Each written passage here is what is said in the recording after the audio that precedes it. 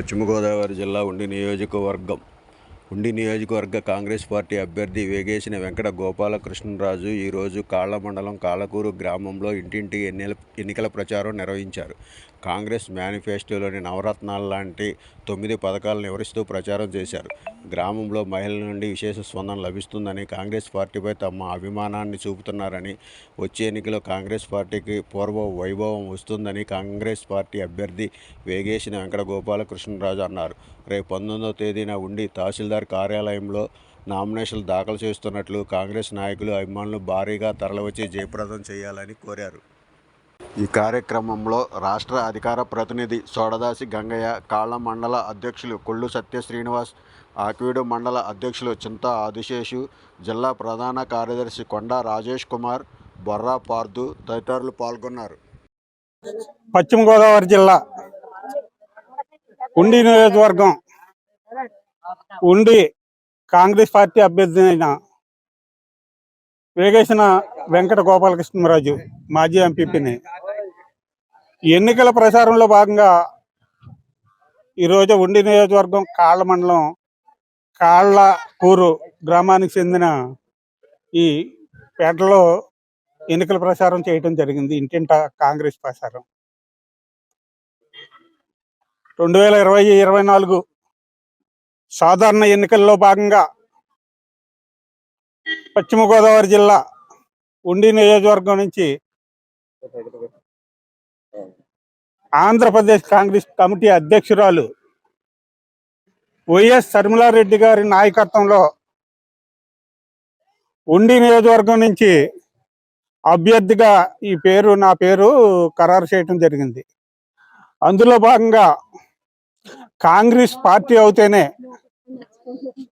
పేద ప్రజలకు, బడుగు బలహీన వర్గాల వారికి మేలు చేయాలన్న ఆలోచనతో AICC all India Congress committee అధ్యక్షులు ఖర్గే గారు, శ్రీమతి సోనియా గాంధీ గారు, రాహుల్ గాంధీ గారు మరియు ఆంధ్రప్రదేశ్ కాంగ్రెస్ కమిటీ అధ్యక్షురాలు వైఎస్ శర్మిలారెడ్డి గారు ఈ సిడబ్ల్యూసి కమిటీ మెంబర్స్ అందరూ కలిసి కాంగ్రెస్ పార్టీ నుంచి ఒక ఎన్నికల మేనిఫెస్టో, అంటే ఎన్నికలలో మనం ఏమి వరాలు ఇవ్వగలము, అవి అమలు చేయగలము అని దాని మీద ఇంతకుముందునే కర్ణాటకలోని అది ప్రవేశపెట్టడం జరిగింది. కర్ణాటకలో కాంగ్రెస్ ప్రభుత్వానికి ప్రజల్లో తీర్పిచ్చి ఓటేయడం జరిగింది. అనంతరం మరి ఇక్కడ మనకే కర్ణాటక అయిపోయిన తర్వాత తెలంగాణలోని కాంగ్రెస్ పార్టీ విజయం చేకూర్చడం జరిగింది. అంటే ప్రజలు దేనికి ఆలోచిస్తున్నారంటే, ఒక కాంగ్రెస్ పార్టీ అవుతేనే ఈ రాష్ట్రానికి ప్రత్యేక హోదా తేగలదు. ప్రత్యేక హోదా తెస్తే కొన్ని కంపెనీలు ఏర్పడతాయి. దానికి ఎందుకు ఏర్పడతాయి అంటే దానికి ట్యాక్సులు అవి ఉండవు అనమాట. అందుచేత ఏంటంటే కంపెనీలు పెట్టుకోవటానికి ఈ రాష్ట్రానికి వచ్చి కంపెనీలు పెట్టుకుంటే ఇక్కడ చదువుకున్న పిల్లలందరికీ కూడా దరిదాపుగా 25 లక్షల మంది నిరుద్యోగులుగా మిగిలిపోయినారు. అంటే చదువుకున్నారు, వాళ్ళు డబ్బులు కట్టి పెట్టి వాళ్ళ తల్లిదండ్రులు చదివితే ఆ చదువుకి ఖర్చు పెట్టుకుంటే వాళ్ళకి ఉద్యోగాలు లేకపోతే పోయినాయి అనమాట. ఉద్యోగాలు లేకుండా వెళ్ళి ఇలా కాయకష్టం చేసుకుని బతుకుతున్నారు అనమాట. ఎందుకంటే చదువుకున్న పిల్లలకు ఉద్యోగాలు ఇవ్వాలన్నది ఒకటి. ప్రతి ఇంటికి గృహమహాలక్ష్మి అని చెప్పి పథకం పెట్టింది.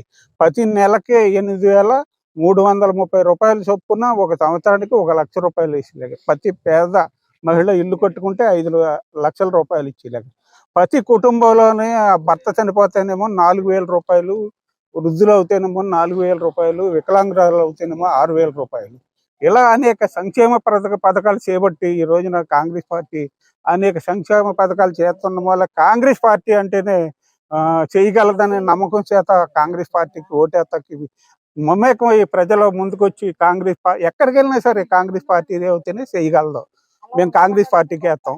ఇంత గొప్ప మరి ఈ రోజున తిరుగుతుంది. ఈ స్పందన చూస్తే ఈ అర్జున్పేటలో చూసాము, స్పందన చూస్తే చాలా బాగుంది. రానున్న కాలంలోనే అంటే సర్వేలు కూడా ఏం చెబుతున్నాయంటే కేంద్రంలో కాంగ్రెస్ వస్తుంది, రాష్ట్రం కూడా కాంగ్రెస్ వస్తే కనుక బాగుపడే అవకాశాలు ఎక్కువ ఉన్నాయి. కాబట్టి ఈ పవిత్రమైన అమూల్యమైన ఓటుని నాకు వేసి గెలిపించాలని కోరుకుంటూ ఉన్నాను.